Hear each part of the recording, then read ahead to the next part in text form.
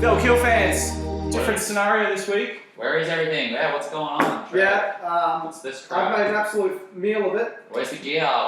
Where's everything? Still the air conditioner too. It's fucking 1,000 degrees in here. I've sold our gear for some actual gear and some drugs also. I actually got Joey DVD. Yeah, Joey season 1.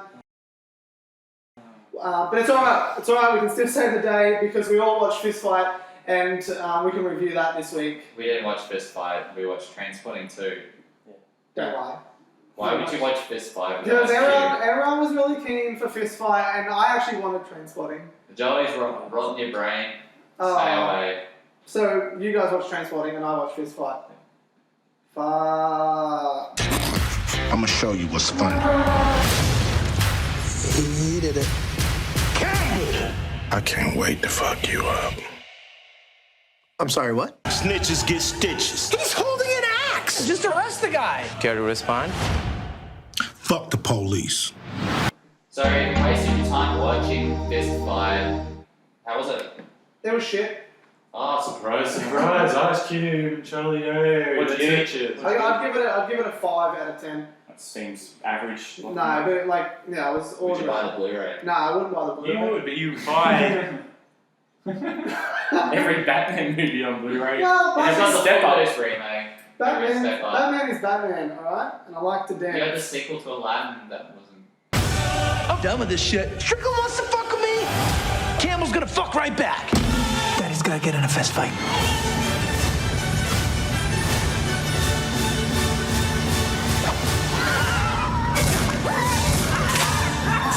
How was Charlie Day? You know, he's obviously big in Always Sunny. Would you?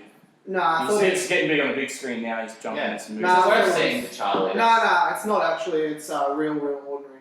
Like, he's very ordinary, just super generic.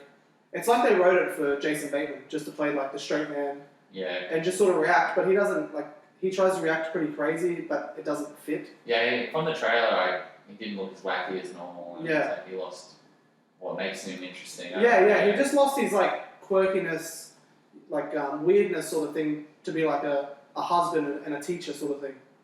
He's trying to just play the straight man. Sorry. I've got a theory about Charlie Day. Alright. Lay on us. So his voice, I used to find really annoying. That's why it took me so long to come around to Always Sunny.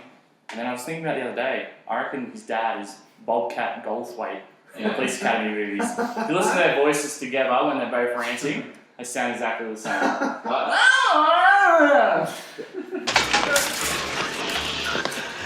Thank you very much. I found a lot of really nice bargains here. Excuse me, sir, you forgot your stamp. But not as a straight man. How's the Ice Cube? The Ice Cube. How was he? Drop the dot. I know he was The Ice Cube was just what standard Ice Cube, really. Just the angry guy. He was a little bit extra angry. Yeah, this that's time. what I He's fight. just boring. He's the same. Boring. He Yeah. plays the same he's- person. Yeah, exactly, yeah. You just have a bunch of people playing the exact same person that are doing every movie besides Charlie Day, who makes it worse. Makes himself worse. Fight worth it. You just like saying, oh, well, this fight better be worth it. The fight better be worth it. And for the first couple minutes of the fight, it is worth it. But then you got Charlie Day sort of I'm going to spoil it. Boring. I'm going to spoil it. And then you got Charlie Day, he just sort of runs away into the school, and then he just sort of hides and then jumps on Ice Cube and just tries to get in these wacky situations. Because it is senior prank day. So there's all these pranks being Sounds fucking out. Miserable. It is. It's a miserable movie. Yeah, do they fight with their words? Do they get this whole deep message about fighting with your words and not your fists? Well, now that you mention it, Charlie always says words matter because he's an English teacher. And the only thing that I actually liked about That's the movie, amazing. the only thing that I actually liked about the movie is at the start, he says the same speech, words matter, and he gets pranked, and he's absolutely he's fine about it. And then you see him it's sort of a third through the movie, and he's doing it again. He's sort of a bit rattled because he's got the fight coming up, and then they probably go 2/3 into the movie, and he's just absolutely trying to do the exact same speech again for third period. Yeah. But he's disheveled, and he's got nothing going. His desks is on a slant and things like that. So that's the only sort of thing I liked about it. Yeah. Sounds riveting. Alright, go and see it. Would you recommend it to anyone? To 12-year-olds who love dick jokes. That's why I recommend it too. Sounds right up your alley. Yeah. This is crazy. Holy shit. Kids, they got it all hopped up on homemade meth. It's not the best batch, but... I'm sorry. How do you know that? How do I know what? You're the guidance counselor. Don't do meth, period. When I'm on my period? Don't do it? That's when I need it the most. So lads, T2, what did you think of it? It was a good one. I thought it was very good. One of the best, probably the best movie I've seen this year. I haven't seen Moonlight. That's a lame joke because it's only February. Well,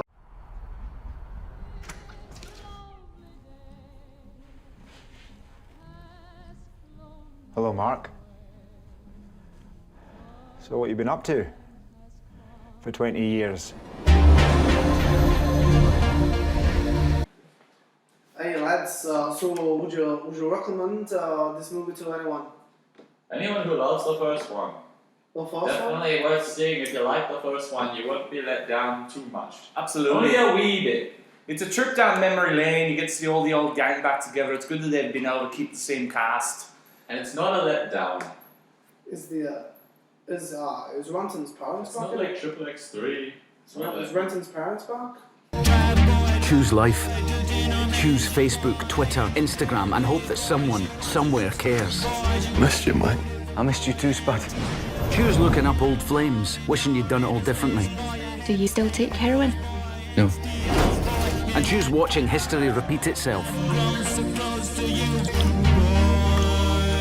Hello, Franco. Simon, I'm home. Okay. It's the music. The music. It's not as good as the first one. It's probably not as good, but it's still really good. The first one was classic. They reference some of the classic songs. They do. They keep playing Born Sleepy the first like 1 second of the one. They keep playing just the intro every time there's like Just an to perk emotional you up, part, yeah. and it's really cool. But the new songs, they're not as good, right? No, No, nothing. that's No, there was some good ones. Nothing too memorable. They played Lust for Life again and Iggy Pop. Yeah, and but not new. they didn't actually play all of Born Slippy either, which was really annoying. Choose your future. Call the police. What shall I say? Just tell them we're dead. Choose reality TV, slut shaming, revenge porn. Choose a 0-hour contract, a 2-hour journey to work, and choose the same for your kids, only worse. And smother the pain with an unknown dose of an unknown drug made in somebody's kitchen. And then take a deep breath. And there's a scene where we find out who Digby's father was, and he was some very like wino bum. And that's partly why Digby's, he's Sort of the way he is. yeah, why he's such a psycho. He's like just overcompensating for being like having such a shit childhood, and being like dirt. So it's quite an important scene, but the scene is that they're like just reminiscing their child when they were getting on smack or whatever, and they're at the train station and they're having a kiss or whatever, and they run into the homeless guy. But but that's where the Trainspotting title comes from. He goes, boys, you're out here trainspotting. Like being obsessed with useless And shit. Trainspotting, is just being obsessed with something, like spotting the trains go by, and then being obsessed, like, it's a common theme where they're all obsessed with something, like being addicts, like everyone needs something to be focused on and addicted to. And that's part of the message in the second one, is to try and get out of this cycle, is you gotta at least find something useful to Exactly. do. And like that's probably why, and then that brings the point about him like going to choose that work. And when he stopped doing heroin, he's trying to find like, choose life as an example, or you got to find that thing that makes you, That's the thing, you're just keeps always you sort of gonna going. have that lack and that void, and you gotta fill it with something. And he tries to pass on that knowledge to Spud, and we see Spud. Spud's actually a major character in this one. Spud, He's really good. he's not as much just the comic foil. He's actually more the heart and soul of this one. And so Spud has a bit of growth as a character throughout, and it's quite good. It's almost like he's the narrator without narrating, because he starts writing in the storyline. Like he writes all the stories down of everything Like they did in the the first past, and their history. and everyone likes his perspective, the way he says it and everything. And it's like he's found something. He's found his little niche that he loves doing. He's found a thing And he loves but he's doing. also doing that to keep up with the smack. Like he needs to keep focused, and it's about them all trying to find something. But then also Rent Boy screwed everyone over, so they're kind of like, should they get revenge on Rent Boy the whole time?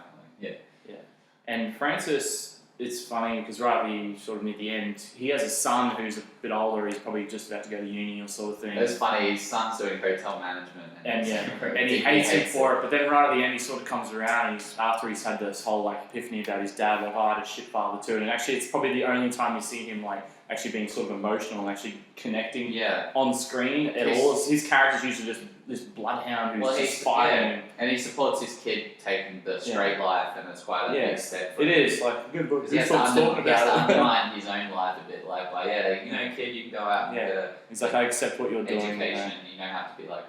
And he admits that he's shit, and he admits that he's just a fuck up, and he admits all these things. He has some cool character growth. He almost finds closure. He knows he's going away. He's like, I'm not going to come back. He knows like this is the end, and he doesn't want to drag his son down like his father dragged him down.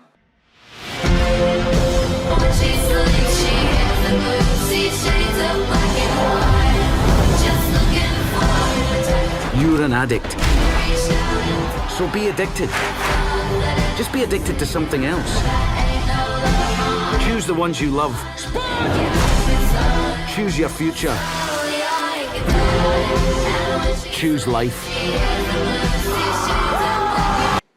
It's really cool because actually, like Renton, it seems like he does reminisce a lot on the past and how things have gone. He overlooks, it's like he's observing life in general all the time throughout the movie and all these different sort of aspects. Like, and then him and Sick Boy having that conversation about, and he's saying, oh, you're just like living in nostalgia.